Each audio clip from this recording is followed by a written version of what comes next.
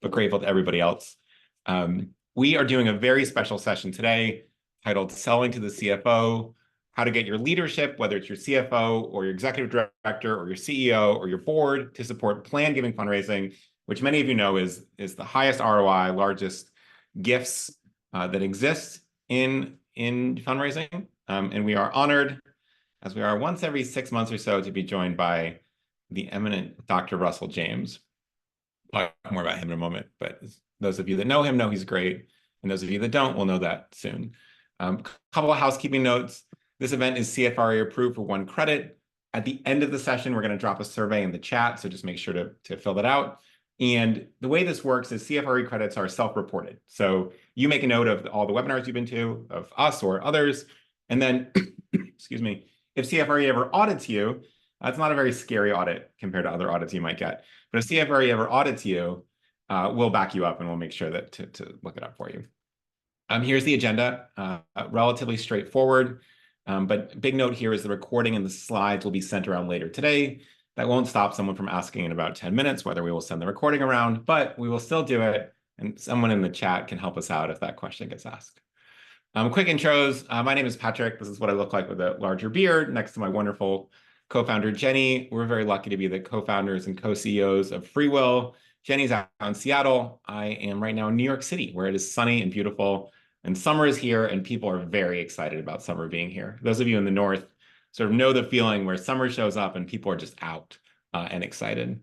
And we're really lucky to be a part of the FreeWill team, which is close to 200 folks, raising almost $10 billion for charity, mostly in new bequest commitments. More than 1,500 nonprofit partners, including many of you. I see some familiar names in the session, so thanks so much. And together we have more than 4 centuries of combined fundraising experience, and obviously going up every day. So very exciting here. Last thing before we get rolling, just as a big thank you to you, we like to send you some of my favorite books. And so we will be sending 20 people this book, although Dr. James, if you want it, we'll just give you one without the lottery. This book is a book called Influence: The Psychology of Persuasion by a gentleman named Robert Cialdini, who's a PhD. And it really studies the research of what actually persuades people and what doesn't. So this is true whether you're talking to your coworkers, whether you're talking to your spouse, whether you're a 5-year-old, you really want to get him to do something and he's not doing it, or donors, right? What resonates, what doesn't. And it's a really interesting look at some of the best research available in terms of overall psychology and what influences people to change their mind, which is quite difficult, as you might imagine, across the board. Last things before we turn the mic over, we asked you how your week is going, and guess what? It's summer, and everybody's as happy as they've been since about 2 years ago, so that's great to know. Really positive vibes across the board. And then also how you're feeling about hitting your goals this year. And again, we're at almost a 4, which we haven't been at since about this time last year, which is really interesting. So apparently early June is you know, a moment where everything is possible. So we're very excited about this, but also strong economic environment. We're hearing of a lot of big gifts coming through. We're seeing a lot of big gifts coming through our tools. Dr. James has been banging the table for the better part of a decade about how valuable asset-based giving is, and we're seeing more and more folks turn to that, which is part of the reason you're hitting your goals. It's very exciting. So we all owe Dr. James a big debt of gratitude. And speaking of, we're about to turn the mic over to our friend Russell. A couple of things about Russell. He's professor of Charitable Financial Planning at Texas Tech University. He has 25 plus years working and researching in the nonprofit sector, despite looking much younger than that. He is one of the most, if not the most important, influential academic research on the topic of major and planned giving. And many people see him as the preeminent academic in all of fundraising. Among other things, he's also a dad. He's a dog dad. He's an extreme ultra marathoner.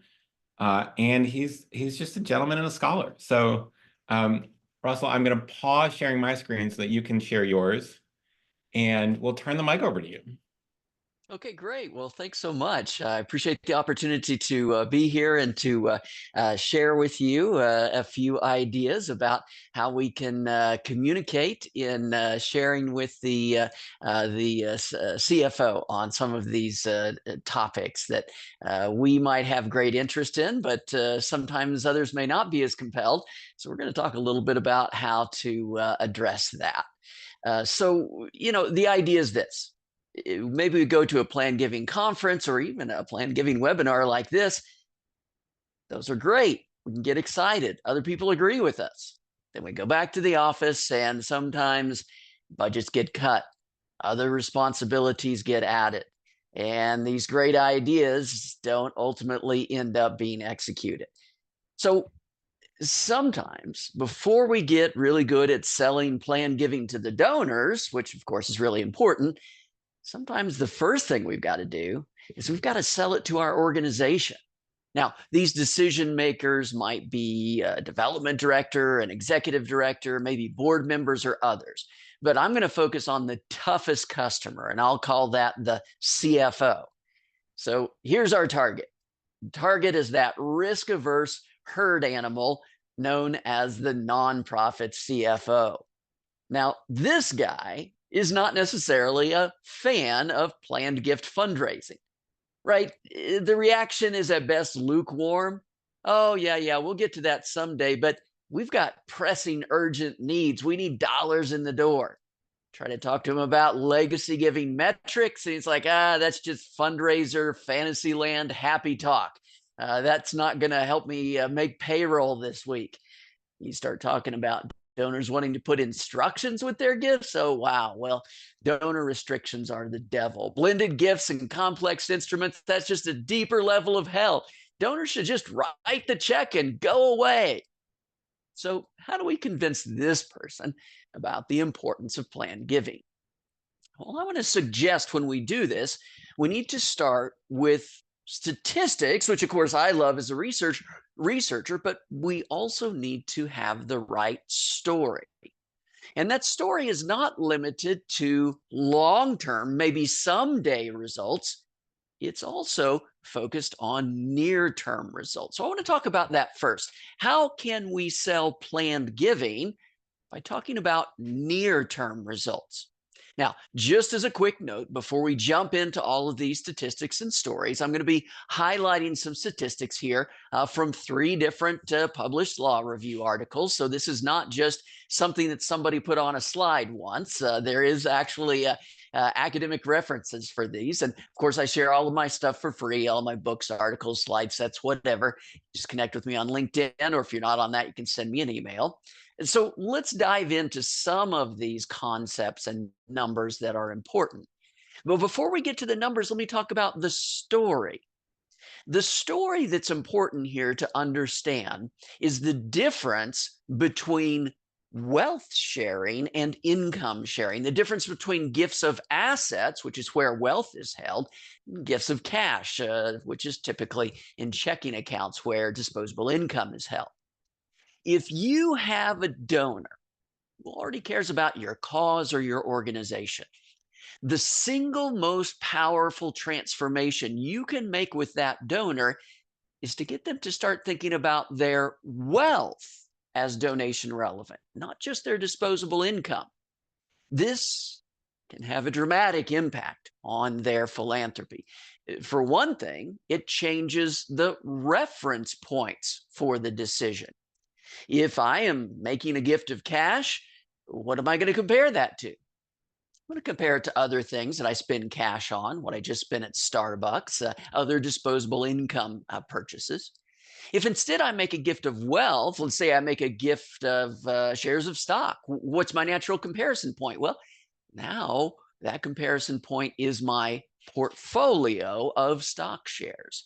It makes wealth donation relevant. This is the concept in behavioral economics called mental accounting. People don't treat all money the same. They don't treat all wealth the same. They put labels on different categories, and they treat them differently based upon those labels. That first gift that we can get from wealth, not disposable income, but wealth, it can change the future mindset. And for most people, the first time that they will ever commit to a charitable gift from their wealth is when they do that in the estate plan, when they commit to that gift of wealth in a gift and a will. So let's talk about what words and phrases that we might use to describe this. Of course, I've started out using the term planned giving. And now I'm going to tell you to do something different. Don't sell leadership on planned giving. Instead, start selling them on major gifts of assets. If we're interested in gifts of assets, we're interested in gifts of wealth. One thing I can tell you about that gift in a will, regardless of its size, is that is not a gift of disposable income. That is a gift of assets. That is a gift of wealth. That is wealth sharing. Now, the term major gifts of assets, turns out it's much more compelling. It's for a couple of reasons. Of course, major gifts is big, but major gifts of asset is not just someday, it's now and it's later. And this is not just death talk. This makes a big difference. You know, I learned this right about when the pandemic started. Everybody wanted to have webinars, and I learned that I could have the exact same topic, and if I called it planned giving, the number of folks that would show up would be about like this. But if I called it major gifts of assets with the exact same information, I would get a 6 or 7-fold greater audience. So this terminology matters. If we don't lead with death, if we lead with major gifts of assets, and then what are these kinds? How do we get to these gifts of assets? Well, we can get a larger audience. Let's look at some of the statistics to go along with this story. One study of over 1 million nonprofit tax returns over 6 years shows that shifting from gifts of non-cash assets drives total fundraising growth in every nonprofit sector, at every fundraising size, in every time period, whether it's the same year, 3 years later, or 5 years later. And this difference was not minor. Look, I'm an academic, so I love publishing statistically significant research results that, well, let's just say it might be the difference between somebody giving $5.30 versus $5.80, right? Statistically significant, but who cares? This is different. These are results where we're looking at organizations, comparing similar organizations. If they're cash only, both at the beginning and end of the 5-year period, their average rate of contributions growth combined over that 5-year period was 11% total. That's the same as the total inflation rate during that period. If instead, both at the beginning and at the end, they were also fundraising, receiving gifts of non-cash assets like securities or real estate, their average growth rate over that period was 6 times greater. Total of a 66% growth rate, not an 11% growth rate. So it makes a difference to talk about gifts of assets, not income. This matters when it comes to getting in the will. Now, this is from national statistics showing what happens to people's current giving when they put a gift to a charity in their will. Now, I want to point out about this slide that these are the same people on the left-hand side in the white bars and on the right-hand side in the black bars. Same people. Their behavior changes after, in the middle there, they add charity into the estate plan. We see an increase in their current giving of about 77%. And this is sustained 2 years later, 4 years later, 6, even 8 years later. This is a massive and sustained transformation in their current giving. What's going on here? I believe that both the previous slide and this slide are giving us exactly the same answer. Both of them are giving us examples of what happens to people's giving once their wealth becomes donation relevant, not just their disposable income, their wealth. Once I add that gift in a will that goes to charity, then that part of my wealth is going to go to charity. And if I were to give some of it earlier, it really just changes the timing, not the destination. Plus, it's a lot more fun because I get to see the impact now. Once wealth becomes donation relevant, either because I put a gift in my will or because I make a gift of assets like stocks or real estate, that is transformational over the long term. Now, this is showing the results on just average annual giving.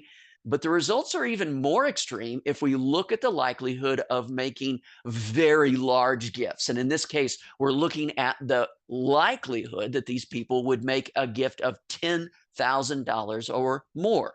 Now, again, we're only looking at people who added charity into their estate plan at some point, and we're looking at, once again, the same people in the black bars on the left and in the red bars on the right. And this is the likelihood that that they might make a gift of $10,000 or more.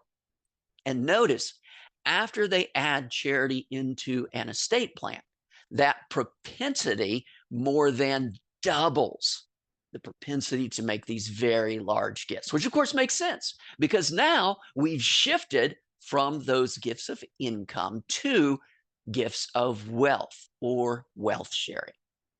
So what other ways can we use to try to convince the CFO?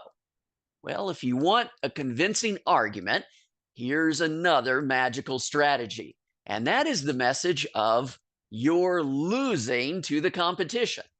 Now, remember, I've described these decision makers as risk-averse herd animals. So showing them that your competition, someone else, is doing it better can be really compelling. I'm going to share my own story. I had the opportunity to present to the foundation board of Texas Tech University. By the way, if you're at a university, don't ever do this. Don't ever let a tenured professor speak to a group because we're basically wild cards that say all kinds of stuff and in a consequence-free environment. So that's not who you want to have in front of the board. But I had the opportunity to talk with them, and I was talking with them about how important it was to focus on these gifts of assets, not income. In this case, non-cash gifts. And so what did I do? Well, we have information about non-cash gifts. It's available on the Form 990 for every nonprofit in the country. And so you can pull up the 990s of your competition. By the way, I didn't look at the averages of all of our other universities. I picked out the superstar, in this case, another university in our same athletic conference, the Iowa State University and their foundation. And I basically showed them how, hey, when it comes to cash, we're doing about as well as Iowa State. But when it comes to those gifts of assets, those non-cash gifts, hey, they are kicking our butts. And by the way, what was the secret sauce or the magic to make this happen? Just they've been staffed up in this space for years and years, just investing in communicating with donors about this. Now, this is something we can do for gifts and wills in other countries, but sadly not here in the US. So for example, in the UK, every single organization, they know exactly how many dollars they get from bequest giving. Now, maybe someday in my perfect world dream, we're going to add one line to that IRS Form 990 where we already have to report 26 different kinds of non-cash assets, and we'll report bequest gift dollars, because then we can, of course, say, hey, you're losing out to the competition. I think it's one of the reasons why legacy fundraising investment is so much stronger in the UK compared to the US, because they can see these things. Well, we can't see it precisely, but we do know from the national US statistics that you have competition. So for example, using IRS data, and this is only released for certain studies in certain years, so I'll show you some from different years. Among charitable decedents, females on average support 4 charitable organizations, while male decedents support about 3 organizations. Just to break that down a little bit more, among charitable estate returns back in 2003. Why am I going back to 2003? Because that's when we had exemption amounts of $1 million or less, whereas now it's really only the very, very wealthy that we can see this information for. But back at that point, 38% gave to only 1 charitable organization, 30% gave to 2, 32% gave to 3 or more, and about 5% gave to 10 or more, for an overall average of 3.5 organizations, which is what we had seen in the earlier data, about 3.5. 3 on average for female descendants, 3 for male descendants, 4 for female descendants, so about a 3.5 average. So the point is this: we've got competition. And that is something where we've got to be top of the mind, because these are things where people are choosing between different causes, different organizations. Well, we've been looking at some of the short-term results. I want to talk a little bit now about the long-term results, both the statistics and the story of those long-term results. Now, the first thing to keep in mind is legacy gifts can be massive. And there's one reason for that. Legacy gifts can be massive because it's how rich people like to give. So this is using IRS data. This table is using IRS data that compares the estate gift to the annual tax return income, income tax return gifts. So we're looking at the 5 years of giving in the last 5 years of life versus the estate gift. And notice that when we compare those things, as wealth increases, the methodology through which people choose to make charitable transfers shifts from current giving to estate giving. So, for example, if we're looking at those with estates under $2 million, about 2 to 3 times their annual giving is what you expect from that group. If you move up to those that have 2 to 5 million or 5 to 10, then about 20 times their annual giving is what we expect. You go up more, we expect about 50 times their annual giving. You get up to the top, they're averaging over 100 times their annual giving. So the point here is that wealthy people give differently. Why is that? Well, I'll tell you what, I'll give you my deep psychological insight into the ultra high net worth. You ready for this? Okay, this is going to be deep and insightful. Wealthy people like to hold wealth. That's why they don't spend it during life. It's why they became or stayed wealthy, because they like to hold wealth. Now, what is a kind of charitable giving that allows them to be generous, but also allows them to hold the wealth? Well, certainly giving through the will or estate plan allows them to do that. They can be generous, but they get to hold that wealth for their entire life. In the same way, we see among the wealthy that they like other kinds of giving, such as private family foundations, where I've made a very large gift, but I still get to hold, still get to invest this wealth. I still get to make the rules for it, at least me along with my friends on my private foundation board, friends and family. So again, this is a bit of an insight as to how this group gives differently than others. So if we put this together, legacy giving is important both for our younger donors and for our older donors, but for different reasons. We want to have these conversations early because of the impact it has on current giving, because of that donor mindset shift that happens once we have shifted from just disposable income giving to actually wealth sharing. Now, we want to have these conversations and continue these conversations later in the age spectrum, because it helps with estate giving, meaning helps with actually getting those dollars in the door. What do I mean by that? If we look at the documents that actually control the dollars that are transferred to charity, it's kind of all about decisions made near the end of life. So this example, a national sample of Australian wills found that 76% of charitable bequest dollars were controlled by will documents signed at age 80 or older. So we need to care about staying connected with our older friends, because this is when those documents that actually control the dollars tend to be signed. Now, this is not just a phenomenon in Australia. We have even stronger data here in the US. In the US, we have a data set that allows us to actually see not only what happened at the end of life, but also what was their estate planning documents in the years leading up to the end of life. And in the US, 61% of charitable decedents indicated that they had no charitable estate component at some point within the last 5 years of their life. there is a lot of end-of-life fluidity in the charitable estate planning component. So all that to say, we want to start having these conversations early, but once a person joins our legacy society, we don't want to just count it and forget it. We want to stay in contact, stay communicating. Now, some things, and I apologize for putting too many numbers on one slide, but some things to keep in mind about this. We can track what happens in the years leading up to the end of life. On the top half of this, we're looking at what happens among those who actually transfer dollars to charity at the end of life. The bottom half is those who don't. One of the things to notice about that top group is that as they approach the end of life, their likelihood of being donors of any a substantial amount goes down and down and down. The likelihood that they're volunteers goes down even more dramatically.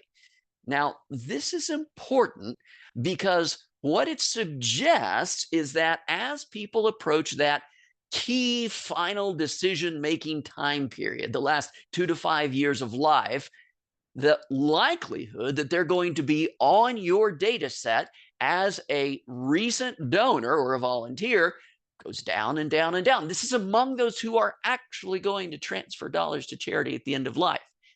What does that mean?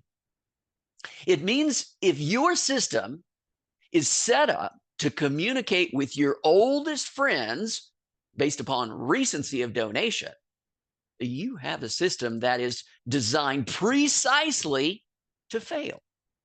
It is designed to go radio silent right at the moment that the final document that will control those assets tends to be signed. What's the answer? Pretty straightforward. Communicate separate resources to aid stratified communication.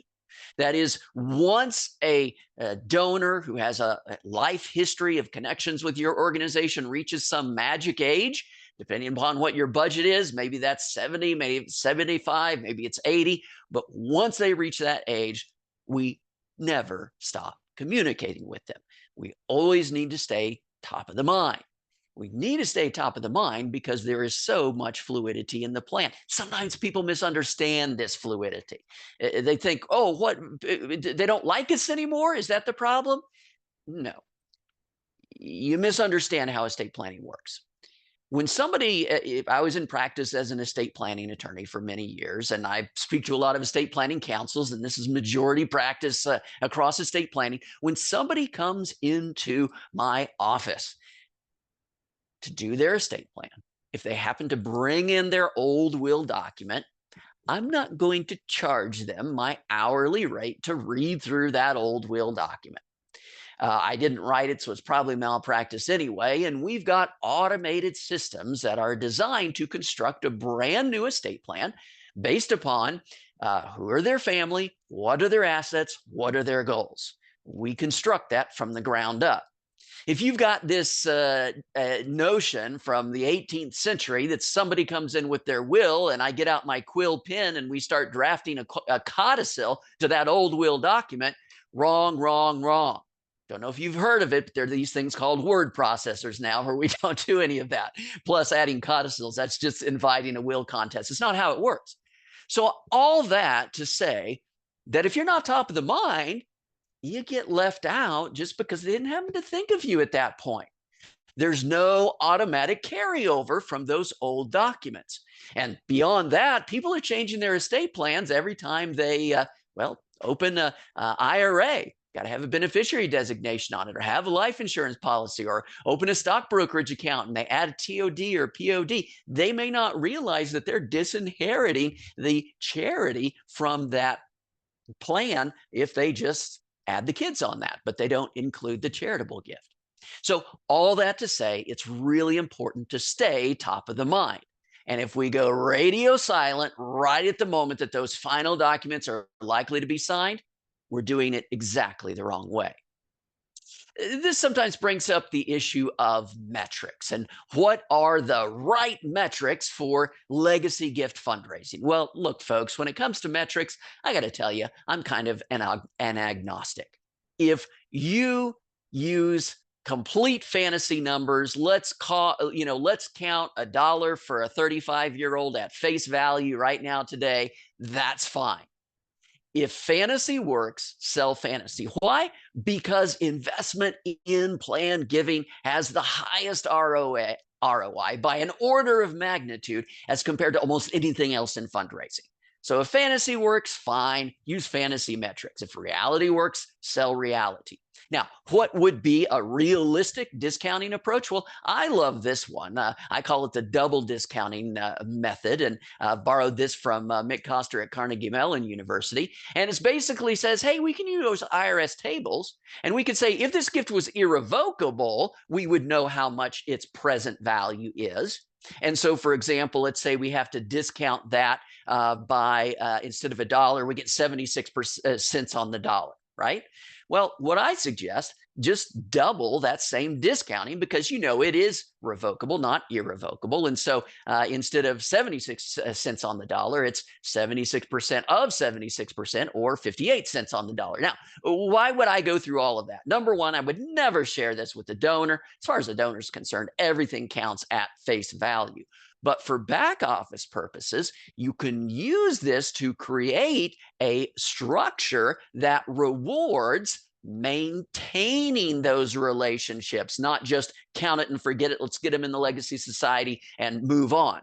Because as that person ages, we can now give credit to the fundraiser for reconfirming the presence of that gift in a will. We can now credit the maintenance of those relationships. And the reason that's so powerful is very few organizations are doing that. So the opportunity for you to kind of swoop in there in the 70s and 80s and increase your gift or add your gift when everybody else is going radio silent because you've got a metric system that rewards staying in contact with your oldest friends, hey, there's a lot of opportunity there.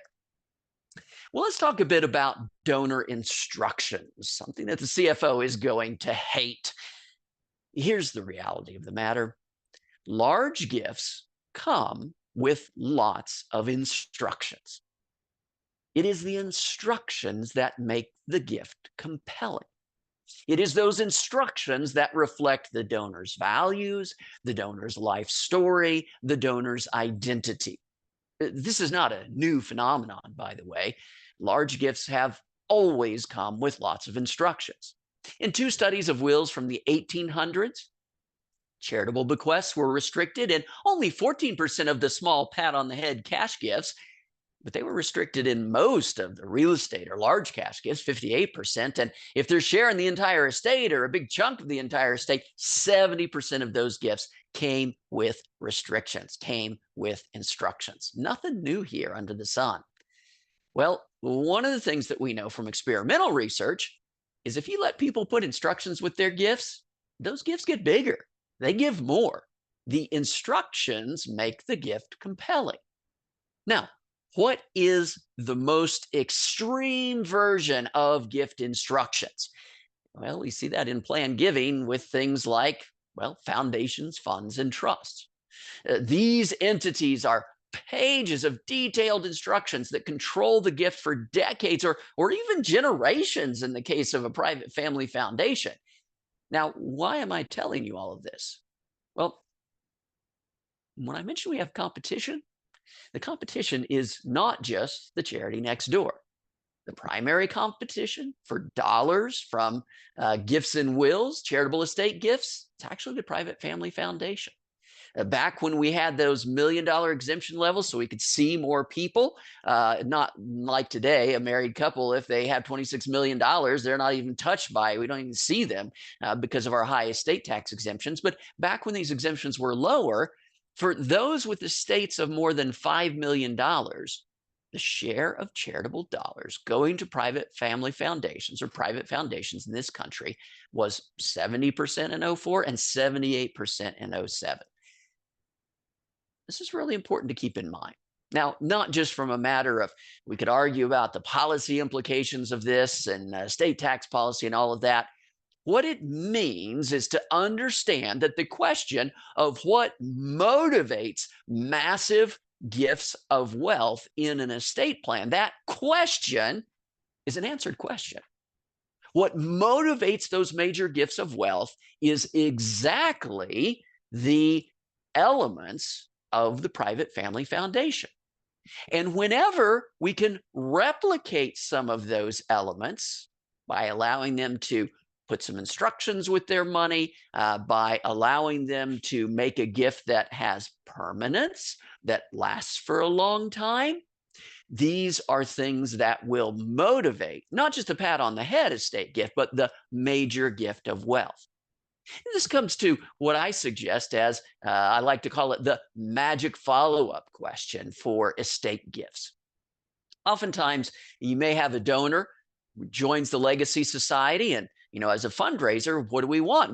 Well, we want to know how much is it and can it be bigger? So how do we get that information? And also, how do we have that conversation? Well, one of the things that can be really powerful is to simply ask the question, have you ever thought about how you would like your gift to be used?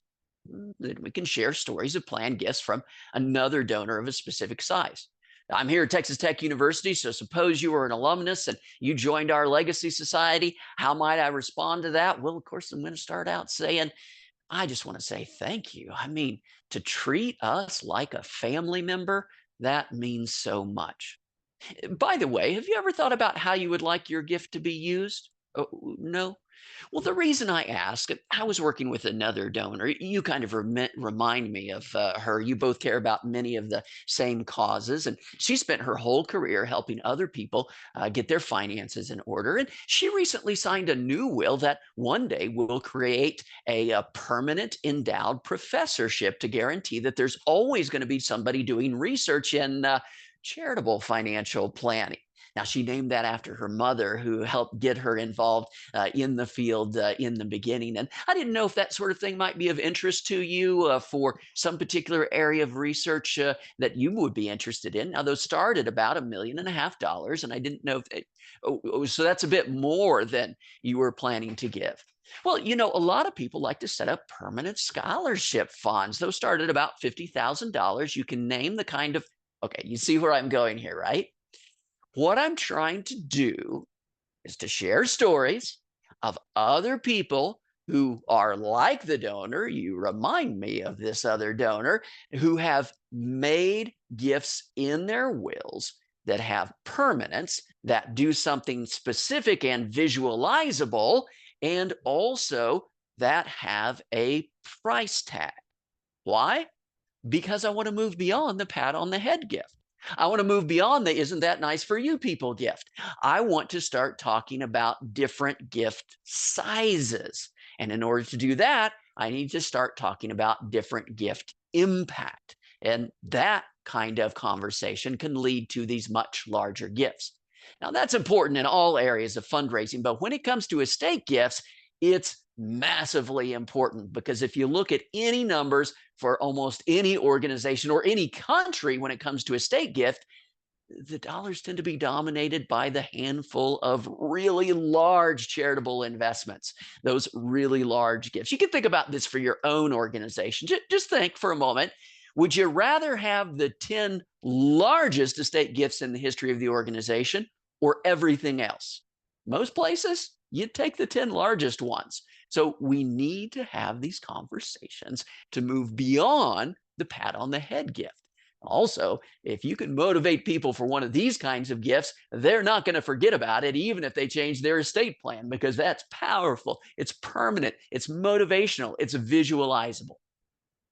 Well, folks, these are some ideas about the stories and statistics that we can use in helping to communicate with our own organization. What are some stories? Well, we're talking about trying to shift donors from wealth sharing to wealth sharing from income sharing. We want gifts from wealth, not just disposable income gifts. We want to talk about major gifts of assets, which is big now and later, not just planned giving, which sometimes is technical and death oriented. We want to talk about the competition. Hey, these guys are kicking our rear ends, whether it's the private family foundation or the charity next door. Look at what's happening here. We need to stay caught up. And there's some important statistics. not just the great transfer of wealth that we all like to talk about, but also gifts of assets drive near-term fundraising growth. Gifts and wills drive near-term fundraising growth. And wealthy people, well, frankly, it's how they prefer to give. If we want those really big gifts, we need to know how to have these conversations. So that's a bit about selling to the CFO. So I'll go ahead and stop there. And I know we have a bit of an opportunity for questions and answers and thoughts and comments. So Patrick, I'll wake you back up there and have you Thank join us. you. Thanks. Good to be back here. Um, I'm going to share just a couple slides on a little more housekeeping, and then we are going to get to some questions and answers. But that was great. Really big thank you, Russell. Let me find the portion to start sharing again. Here we go. I have a couple of big takeaways. I wrote them down, but I'll get to those once we get to questions. So a couple quick housekeeping notes. First of all, if you get a chance, just give a big thank you to Dr. James in the chat. I know he can read that all. I'm sure he was super focused while we're doing that. My colleague Phoebe, thank you, Phoebe, is going to drop. Thanks, Phoebe, is going to drop a link in the chat. Should be one of the bottom ones there for a quick survey. And what's in the survey? First of all, tell us what was useful, what wasn't. We'll share all the feedback with Dr. James, and that way we can sort of continue to make this as excellent as possible for you. And secondly, this book by Dr. Cialdini, so you can get that. A couple other resources. We put together a one-pager distilling a lot of this. Why invest in planned giving? We can share that with you. And so we'll follow up to folks with today's email. So do that. And then on Thursday, if you want to join, we're doing a quick session showcasing some of the planned giving microsites for donors. And you can come check that out. So that'll be about half an hour on Thursday if you want to come join us. So that's that. And we are going to dive in. So there's a little Q&A box in your Zoom. Got a bunch of questions already. So I'm going to start. We're going to dive in, probably chip in a little bit, but mostly I'm going to turn it over to Dr. James. Oh, actually, one more housekeeping note before we do is that next webinar is in 2 weeks. And we're going to dive in on what makes great writing, especially for planned and major giving, but across the board. So many of you know this, some of you don't. I used to be a professional fundraising copywriter for President Obama and got to work on lots of experimentation with about 11, 12 million donors at a time. And so we ran experiments all the time. We were wrong most of the time in terms of what we thought would work versus what did work. So we have a lot of good research to share on writing. So we'd love to dive in. So come join us in 2 weeks for that. But first, we're going to dive into some hard-hitting questions. Russell, there's a lot of interest in the ISU to Texas Tech comparisons. And you alluded to this idea that some of the difference was staffing and how they thought about staffing. Right. Obviously, these institutions are larger than what a lot of us work at. But can you be more specific of what you saw as the staffing differences between ISU and Texas Tech that drove just enormously different outcomes in terms of asset gifts? Yeah, I think historically, Texas Tech had been, hey, here's our one person. From time to time, maybe it would be two people.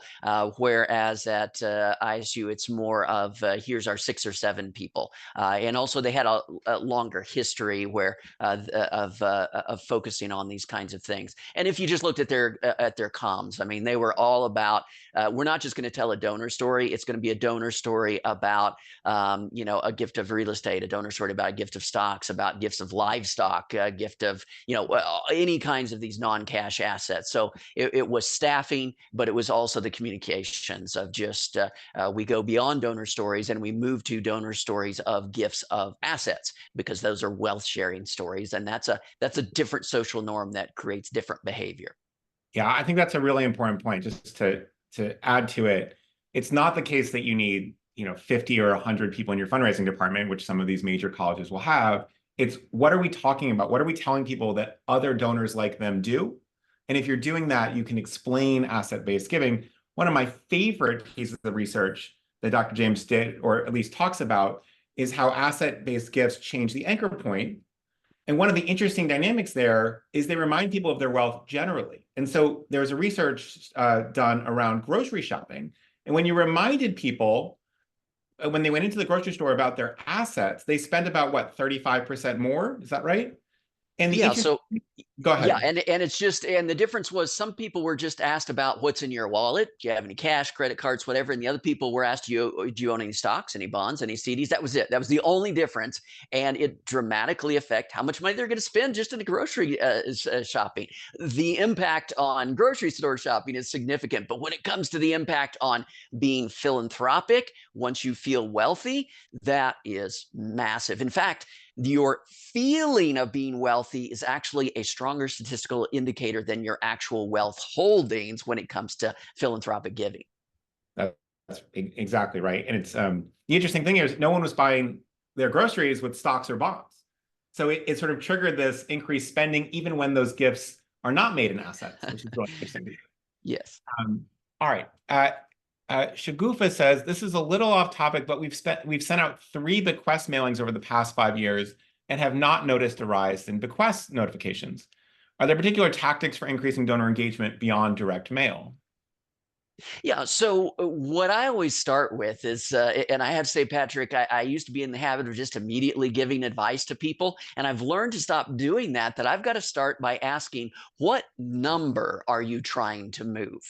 So, for example, if they say, "Oh, I just want the number of Legacy Society members," which is only loosely related to the dollars you're going to get, well, then I'm going to talk about things like, "Hey, let's do a donor survey." And at the end of that survey, we're going to ask questions about people like to support this charity in a number of different ways. Which of the following might you consider in the next 6 months? Gift of check, gift of cash, gift of stocks, gift in a will in honor of a loved one, gift of from a donor advised fund, right? And so the notion is that if you actually just want to increase your Legacy Society, that's the perfect way to do it. Now, I got to tell you, you're not actually raising new gifts. You're just uncovering pre-existing gifts, but that's a whole lot easier to do than actually raising money. So if you want to move that number, you can start that way. But again, if we're interested in other kinds of dynamics, then we've got to look at who are we targeting and how are we having conversations. And part of it is just, do we care more about the results or capturing the results? Because we can share stories and we may not capture those results until sometime later when the dollars in the door are coming later. So that's always a challenge as well. Yeah, that's a great point. This is an anonymous question, and it says, I want to start asking our donors about planned giving, but I'm told by leadership that we can't ask them because it indicates that we assume they're old. I think that's incorrect, and we should ask them. Am I wrong? That's the question. How do you avoid this feeling of donors feeling targeted by when you talk about planned giving? Yeah, so you're not wrong, but it doesn't matter because, again, we got to start with the leadership, right? If they don't let you do it, they don't let you do it. So we can think about other ways. Like, okay, so for example, you're telling me I can't ask. Oh, that's fine. Can I share stories of what other people have done? Those other people might be donors to your organization. They might be donors to other organizations. They can just be stories of other people. And the reason this is so powerful is one of the most powerful concepts in all of major gifts fundraising is this notion that people like me make gifts like this. So if I can share stories of what other people like me are doing, it creates this social norm that, oh, this is an interesting idea. And then we can ask people about, hey, we've got a new brochure on how to give smarter.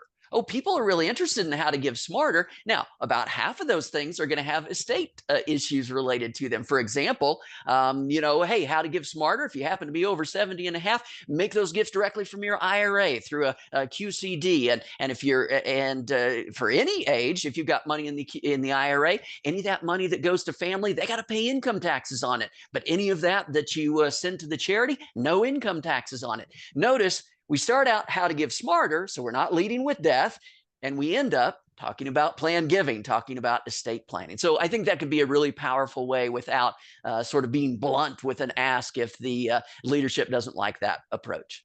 That's great. One of the things I love about this how to give smarter approach, and we've helped a lot of folks make what we call a permanent giving guide that says in big letters, please keep this for future reference. So every time they think about giving, whether it's to their church or their synagogue or the local Boy Scouts or the Nature Conservancy or whatever, they go back to the guide that has your logo on it and reminded, oh yeah, I like to give to this organization. So now they start associating your organization with giving, and you may not be the only person getting a bequest, but you'll be in there as you really support the donor over time. Okay, a lot more great questions here.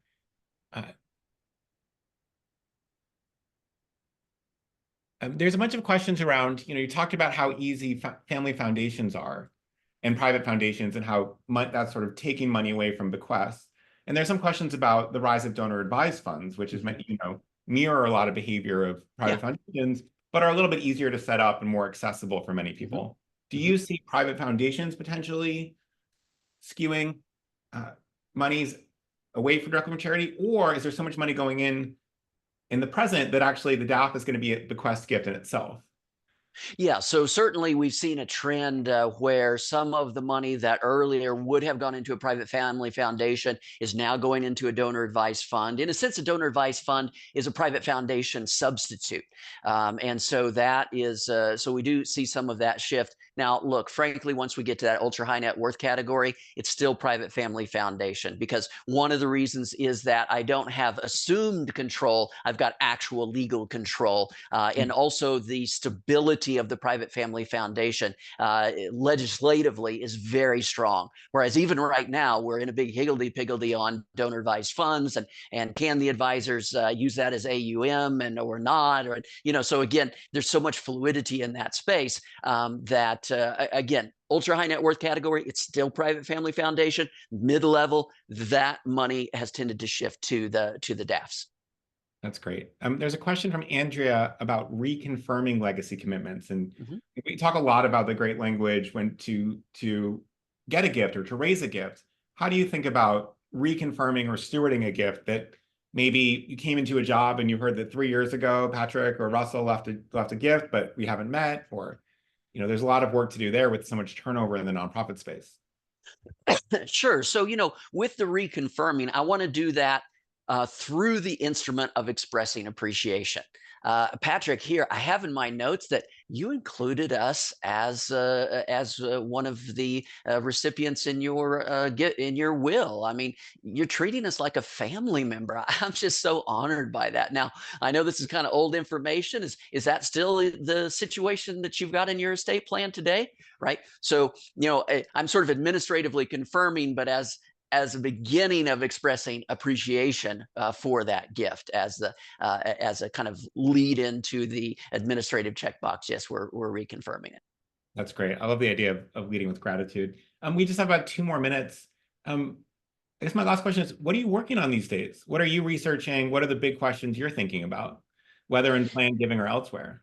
Yeah, so 2 different things. This summer, I've spent 3 years working on my latest book. It'll be done by the end of the summer, and it's actually focused on religious fundraising. It's going to be called The Biblical Fundraiser, helping Christians enjoy their wealth. But research-wise, what I am focused on next is to look at these organizations that over the years, their fundraising just keeps getting better and better and better and better consistently, and compare them with the organizations that are in the same kind of space, same kind of location and cause, that are just kind of treading water. The kind of a good to great comparison. We of course start with what's on the IRS Form 990, but this is really research to do that deeper dive. What are the messaging differences? What are the cultural differences? What are the organizational differences that drive that long-term contributions growth? So it's a bit of continuing that 990 research, but doing the next step into that deeper qualitative work dive to see what drives long-term fundraising contributions.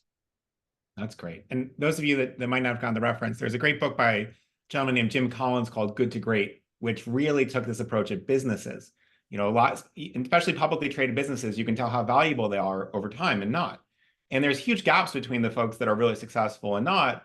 And Jim really went in and said, okay, let's really unpack what makes a good business and a growing business versus a not one. And that's become a canonical leadership book in most of the business world. And so we're looking forward to this, that Dr. James is putting together to really guide a lot of the differences, because there's so much going on for so many of us that it's hard to distill sometimes what are the key things that actually matter versus all the busyness. And certainly the work you've done around asset-based giving really says, wow, this is a huge difference maker. I mean, it's just the growth rates are enormous, and you'll see this in the slides, and we've already talked about it today, but it's really special to be able to to really understand the signal within the noise. And so we really appreciate all that work. Dr. James, are there any final thoughts you want to share before we wrap up?